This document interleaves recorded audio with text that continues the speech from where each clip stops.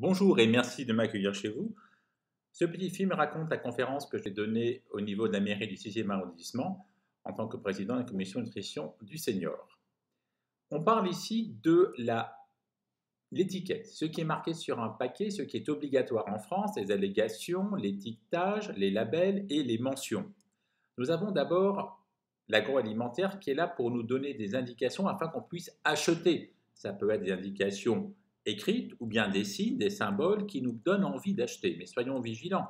Elle peut après donner des indications par rapport à la composition de l'aliment ou par rapport aux nutriments qu'ils vont contenir. Elle peut aussi donner des indications concernant la fonction de tel ou tel nutriment. Par exemple, là, si vous n'achetez pas ce lait, il ne va pas une bonne croissance. Attention, car l'agroalimentaire n'est pas censé prouver. Ils font des études, ils écrivent, et c'est seulement par la suite qu'on peut vérifier. Alors l'AFSA, qui maintenant est devenue l'ANSES, est là pour vérifier, mais a posteriori.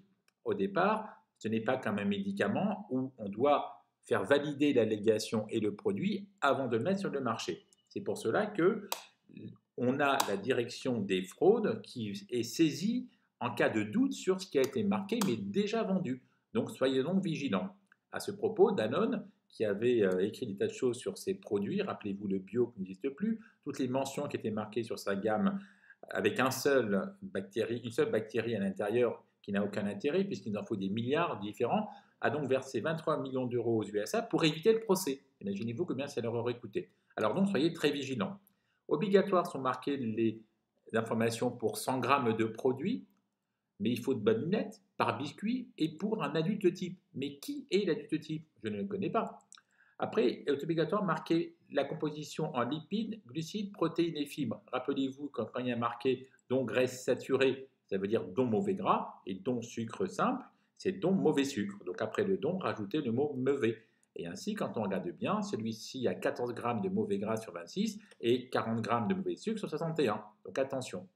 Après, nous avons des labels. Alors les labels, c'est différent, c'est donné par des, des confréries qui donnent en fait un label de qualité. Le produit label rouge, par exemple, il faut 5 ans pour le producteur pour obtenir ce qualité. Ça veut dire que son produit est vraiment de très bonne qualité. Un index intéressant.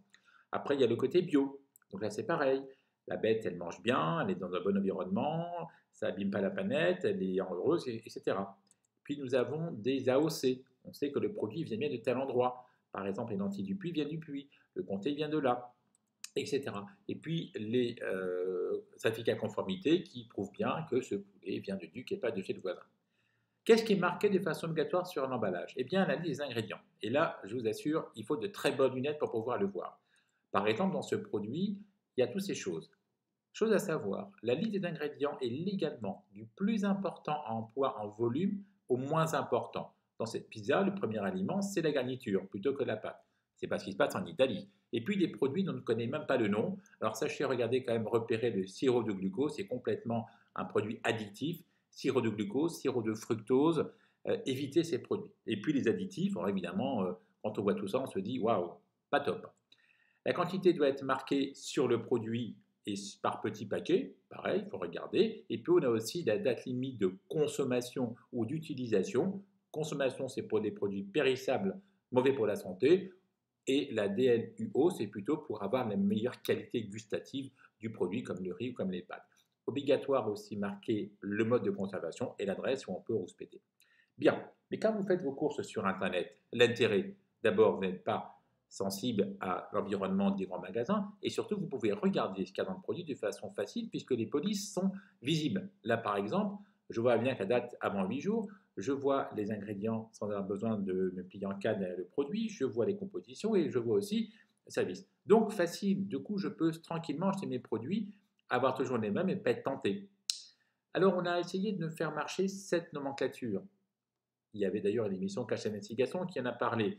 Et l'ANIA, l'industrie alimentaire, a dit non, on n'en veut pas parce que c'était trop facile à lire pour nous, consommateurs. Donc ils ont créé d'autres logos beaucoup plus compliqués à lire. Évidemment, au bout d'un moment, l'État a dit stop, je veux voir ce qu'il en est.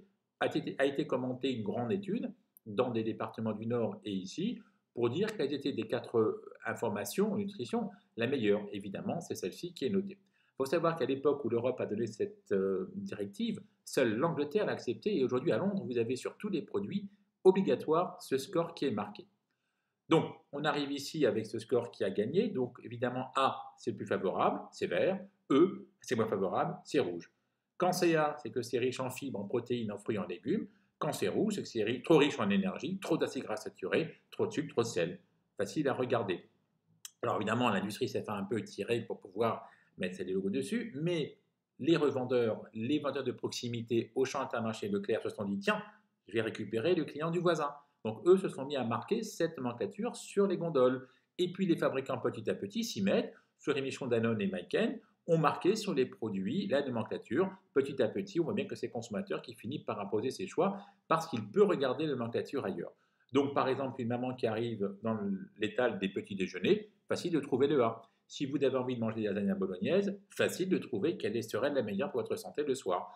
Et on voit sur les paquets fleurir petit à petit ces logos qui nous donnent l'information facile à regarder. Voilà. Donc, par contre, quand on est sur un produit de mauvaise qualité, qui est eux, ne cherchez pas. C'est eux, c'est pas terrible. Le gerblé que je vois ici au sésame, qui est toujours vendu à côté des rayons bio, il n'a jamais été bio. La composition, il faut la regarder, c'est farine de blé, sucre et huile. Farine de blé veut dire farine de blé blanc. Pour votre corps, ça veut dire sucre en carré. Est-ce que vous avez mangé du sucre et du gras? Donc, comme disait notre ami, évidemment, ce n'est pas l'idéal. Mais attention, ce n'est pas suffisant. Car il faut regarder aussi un peu la composition. Et pour ça, on est aidé par cette application Open Food Fat qui est sur votre ordinateur ou sur votre téléphone, faite par tout le monde, pour tout le monde, il n'y a aucun droit, et complètement gratuite. Et elle est alimentée par vous-même. Un produit n'est pas dessus, vous prenez la photo d'ingrédients, ils analysent et ils mettent la notion ABCDE dessus. Je me suis amusé à regarder le pain complet. Alors Harry, c'est noté A, mais attention, regardez les ingrédients. Farine de blé, donc farine de blé blanc, 55%. Bah, je suis étonné, c'était marqué complet sur le produit. Et puis il y a des arômes. Pourquoi?